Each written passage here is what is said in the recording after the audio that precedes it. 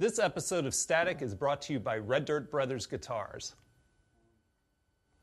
I'm George Lang, and this is Static. My guest today, I, is the latest project from Adam Sarmiento, who's best known for his work in Norman bands such as The New Tribe, The Pistoleros, and The Candles. His latest CD is called White Noise, Black Music. With Alex Hake on bass and guitar, this is I.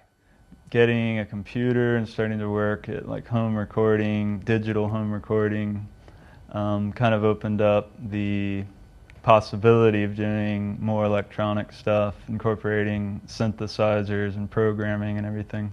In the late 80s, I was kind of a young teenager living in Houston, and around that time there was a lot of new wave and kind of synth pop and industrial dance music, and we would go to these little clubs in Houston, and I would also listen to these radio broadcasts of like local DJs like playing all these tunes, you know, doing these long sort of mixes. So for some reason when I first started doing I, there was sort of a nostalgia for that period, kind of influenced some of the production ideas. And on the first album, I stuck with a pretty traditional songwriting approach of, you know, hashing out chords and progressions on a piano or something and coming up with vocals and lyrics that way. But on the new record, I used it as kind of used the techniques I had learned in kind of producing the first album to get more experimental and try using that as the basis for the songs.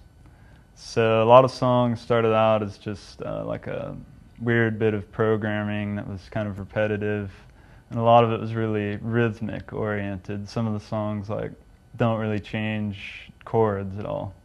The trouble I've had though is that a lot of my production is sort of based on the ideas of sound design, like sort of sculpting sounds, and those are really integral to the whole structure of the songs and the compositions. So it's really difficult to recreate some of those sounds with live musicians. So right now, incorporating in the laptop has allowed me to kind of get closer to the recorded album.